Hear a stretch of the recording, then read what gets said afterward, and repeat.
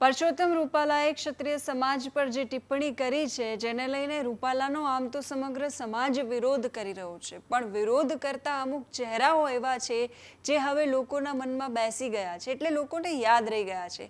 એમાંથી એક ચહેરો છે રાજકોટથી આક્રમક રીતે વિરોધ કરતો પદ્મિનીબા વાળાનો.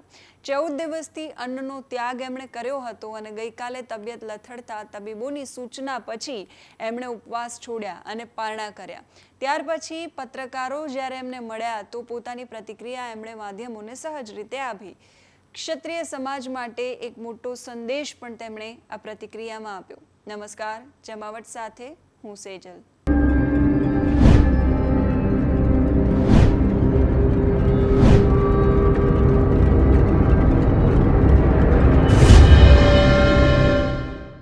ગુજરાતભરમાં પરસોત્તમ રૂપાલા વિરુદ્ધ ક્ષત્રિય સમાજ વિરોધ કરી રહ્યો છે. પરસોત્તમ રૂપાલાના વિરોધના વંટોળ વચ્ચે ક્ષત્રિય સમાજના પદ્મિનીબાનો ઓડિયો અગાઉ 2 દિવસ પહેલા વાયરલ થયો હતો. ઓડિયોમાં પદ્મિનીબા વાળાએ સંકલન સમિતિ પર સવાલો ઉઠાવ્યા. એ ઓડિયોમાં પદ્મિનીબા વાળા એવું બોલી રહ્યા હતા કે રાજકોટના સંમેલનમાં કોઈ જ મહત્વનો નિર્ણય ન આવ્યો. પદ્મિનીબા વાળા એ ઓડિયોમાં એવું પણ કહી રહ્યા હતા કે સમાજના લોકો શું ભાષણ સાંભળવા માટે આવ્યા હતા? સંકલન સમિતિ સાફા પહેરીને બેસી ગઈ છે. આ સાથે જ એવું પણ કહ્યું કે મને ભાષણ આપવાની પણ મનાઈ કરતા હતા. આ તો મેં કહ્યું એટલે મને સ્ટેજ પર જવા દીધી.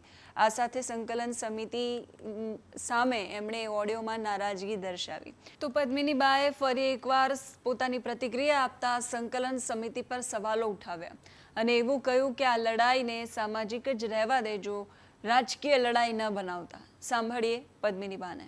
જે સ્ત્રી પ્રોબ્લેમ છે એ મારી સાથે હું આમાં નહીં કહી શકું. કાલ બહુ મને તકલીફ પડી ગઈ હતી અને સુગર ઓછું થઈ ગયું હતું અને તાત્કાલિક એડમિટ થવું પડે એમાં. તો ત્યાં ડૉક્ટરે કીધું કે તમારે જમવું જ પડશે, નસો સુકાઈ ગઈ છે.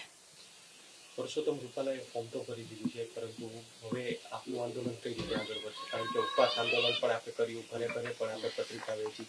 આગળનું શું પ્લાન રહેશે? હું સમાજની સાથે છું અને રહીશ અને એક મેસેજ આપવા માંગીશ કે આને સામાજિક પ્રશ્ન જ રાખો, રાજકીય ન લઈ આવો. સંકલન સમિતિ છે કે એને આપણે સાઇડલાઇન કરી હોય તેવું પણ લાગી રહ્યું છે, કારણ કે મીટિંગ થાય ત્યાં આપણને આમંત્રણ મળતું નથી. આપ એ બાબતે શું કહેશો? પહેલેથી જ જ્યારથી સંકલન સમિતિ આવી ત્યારથી જે બેનો અમે સાચી લડત આપી છે, ગીતાબા, પ્રજ્ઞાબા, અમને સાઇડલાઇન કરવાની કોશિશ થઈ છે અને કર્યા જ છે.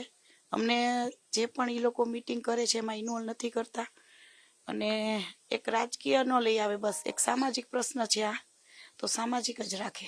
સંકલન સમિતિને રજૂઆત કરી કે શરૂઆત કરનાર હું છું તો મને સાથે રાખો, હું પણ આપની સાથે છું. હું શું કામ એને રજૂઆત કરું? દુનિયાને ખબર જ છે શરૂઆત મેં કરી છે. એટલે મને સંકલન સમિતિથી કોઈ હવે લેવા દેવા નથી, પણ જે સમાજનો આ પ્રશ્ન છે તો પાર્ટ 2 જે કરે છે એ સંકલન સમિતિની સાથે અત્યારે અમે રહેશું, પણ ભવિષ્યમાં હું સંકલન સમિતિની સાથે જોઈન્ટ થઈને નહીં રહું. મારી રીતે હું સમાજના કામ કરીશ. આ આંદોલન ધીમે ધીમે ઠંડુ પડતું જાય છે. આવું પદ્મિનીબાએ 2 દિવસ પહેલાના ઓડિયોમાં કહ્યું હતું.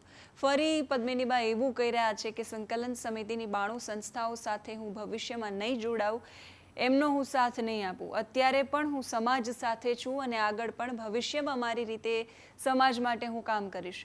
સંકલન સમિતિ બીજી તરફ રાહ જોવાની વાત કરી રહી છે અને હવે ગ્રામ્ય વિસ્તારોની અંદર પણ વિરોધ દર્શાવાશે, સંમેલનો થશે એવી વાત કરી રહી છે.